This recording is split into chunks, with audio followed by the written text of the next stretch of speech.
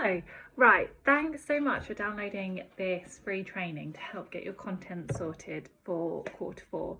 Right, quarter four is always a big one. Everyone seems to be talking about it, saying this is where the magic happens, it's the last push before the new year, and some people sort of see quarter four as like the beginning of like the business new year, sort of ties in time with like schools and everything. So I've got my background music on really loud.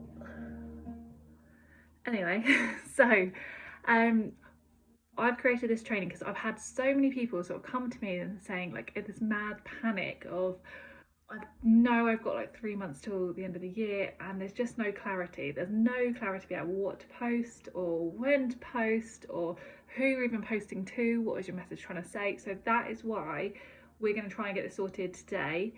And I've got these mini trainings for you, and I've also got some extra resources to help make that clarity and that just make it a lot easier for you to try and get your message out there to your audience for the remainder of the year. Right, so let's start. Okay, so the first one today is going to be about getting clear on your actual content, and this involves planning. Now, I was listening to something and it's so true. If you were to, like, say if you're writing an email and you say, I don't know what to write, I just panic and I just write something and just send it.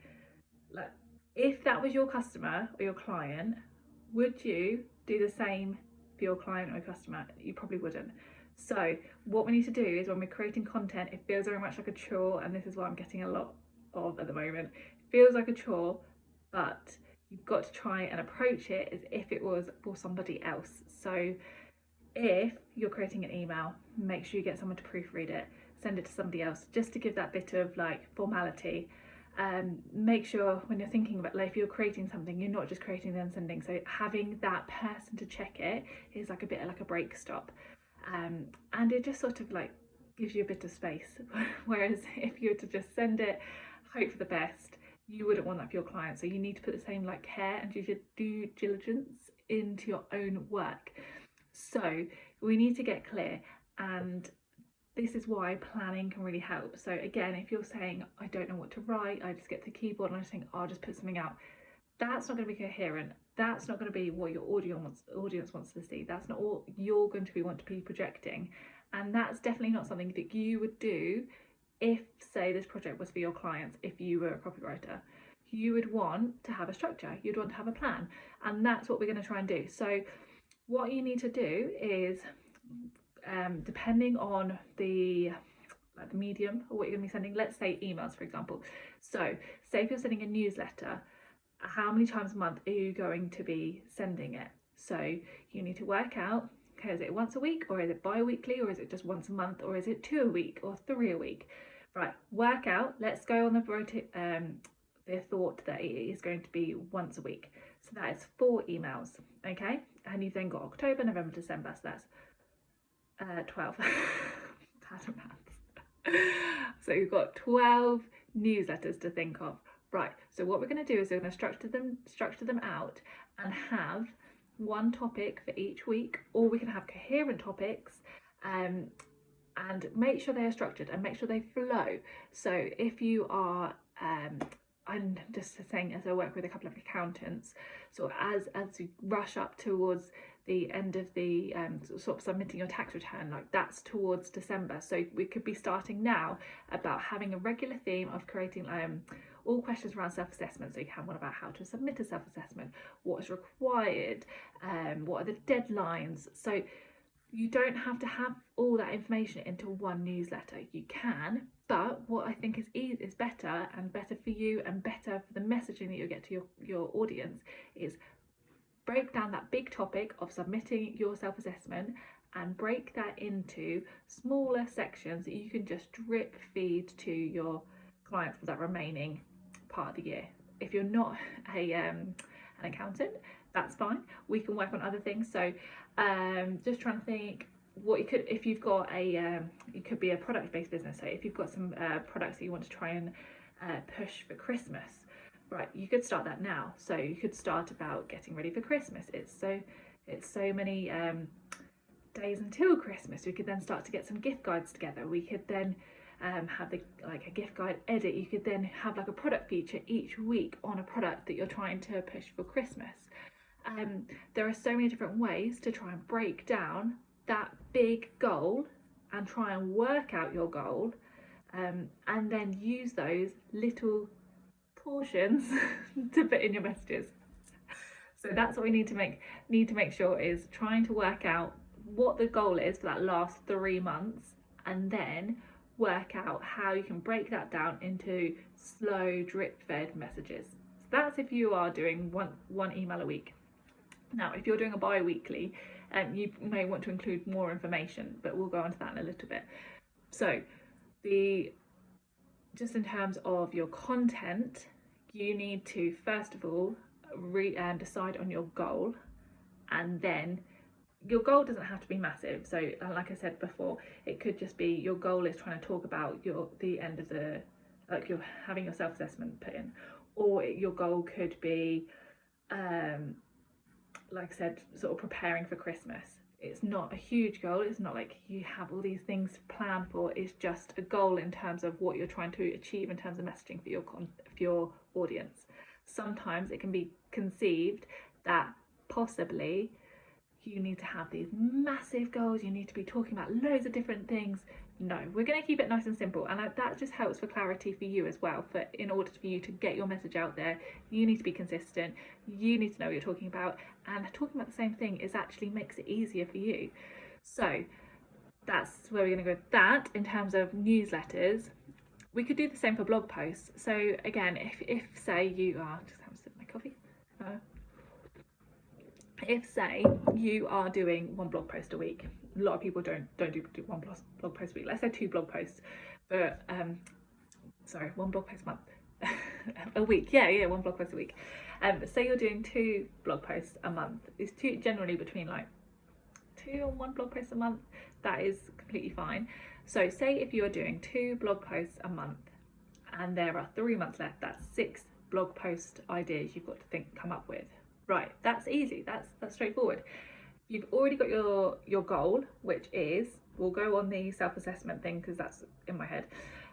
Your goal is submitting your self-assessment before December 31st, the deadline. Right, I could be completely wrong. I could be talking about something completely different, but bear with me. Right, so say if that is your goal and that is what you're going to be working on newsletters towards, then your blog post can then follow suit. So you can use your blog post as a structure for your newsletter content. So we said it was going to be 12 newsletters, and you have 6 blog posts.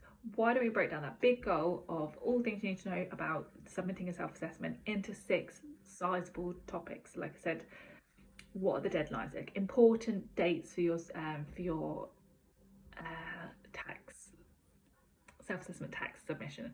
That could be a blog post in itself.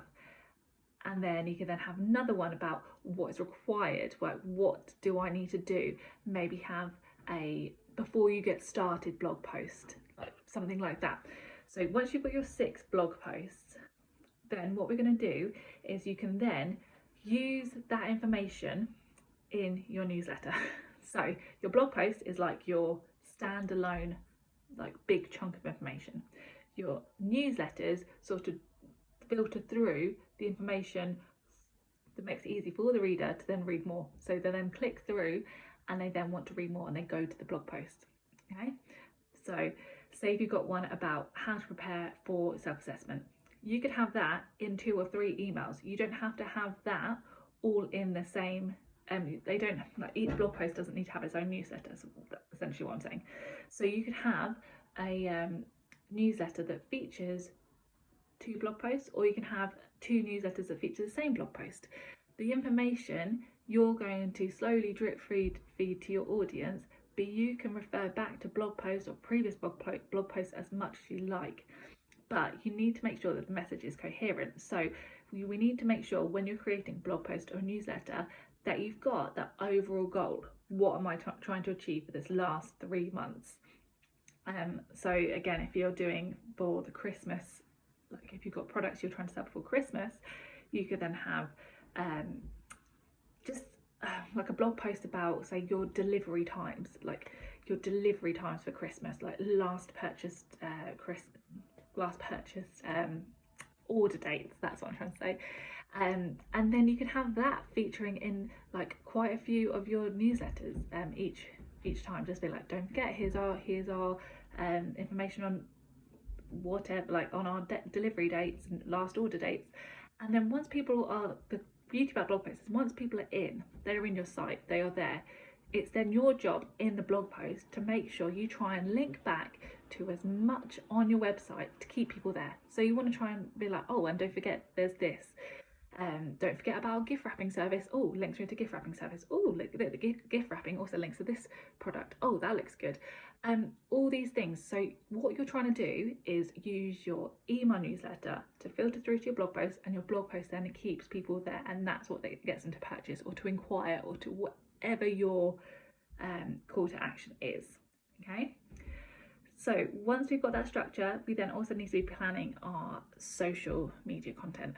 Now this is a bit where everyone gets been like, oh God, there's so much to do, but it's not. It's the same overall theme in that you have 3 months, one goal, and we are going to break that down over the period of 3 months. So some people post 5 times a week, some people post only 3 times a week. That's absolutely fine. Work out how many posts you need to be doing, and then what you can do is you can start with jot in when your blog posts are going live. That's posting itself. So that's like, say, 6 posts already done, new blog post. You can then also have a couple of about your newsletters, saying like, have you seen our latest newsletters gone out about self-assessment deadlines? Have you seen this newsletter? Don't forget to sign up. You'd be kept in the loop. So that's a couple of blog posts already, social media posts already. And then from that, go back to your blog post and caption. So take out quotes, take out key points. So in a blog post, you could probably get like 5 or 6 different quotes, and then that would be 5 or 6 different captions to use for your newsletter. Confusing myself. Social media. So then that makes that nice and easy. And then don't forget, you can also do, like I said, quotes, but you're taking them from the blog post. You can just do general top tips, reminders. You can have, so like lots, like the top tip posts are always really good, because it is literally just like a Canva image with your top tip for submitting your assessment, your self-assessment. Don't forget to do it, blah blah blah, like online. It's just silly things like, I know it's not, but say if you're going to do it, like, don't forget to use black ink if it was a written form. You like just simple things that to you will probably be like, oh, that's so obvious, but to your audience it just reinforces the fact that you know what you're talking about. So just trying to like sort of download your brain, use it through the eyes of your audience, and just try and intersperse little nuggets of information where you can. Okay, so you've got your blog post content, you've then got your email newsletter, you can use that for content as well. You've then got quotations and sort of references from your blog post too, so that makes it nice and easy. And then in between that, like if there's anything that's also you think, oh, I am actually going to expand on this, I've got a lot of questions about this at the moment, or a lot of questions about how to submit my self-assessment, or like how can I help with my self-assessment, or what services do I offer to help this. You can use that as your social media caption. So go through and just sort of to fill in the gaps once you've got this framework built. So once you've put in your blog post, your email newsletters, and then try and see how can you slot in some extra content that's not like you have to think of something brand new. It's already there. It's just, you just sort of try and pick it out, if that makes sense. So it doesn't sound, although you think, oh God, I've got to think of like 6 blog posts, 12 newsletters, like 25 social media captions. I'm just saying, depends on how much you post a week. It's not actually as bad as it seems, because once you break down your overall goal and you break that into a way that can be chunked and sort of interspersed in terms of information, it's actually not that as hard as you think it is. So hopefully that's helped, trying to make it short. But if you have any questions, remember you can always email me at hello@befreeflexibleworking.co.uk, or you can just DM me on Instagram, Facebook, LinkedIn, and I'll be happy to help. Anyway, have a great day.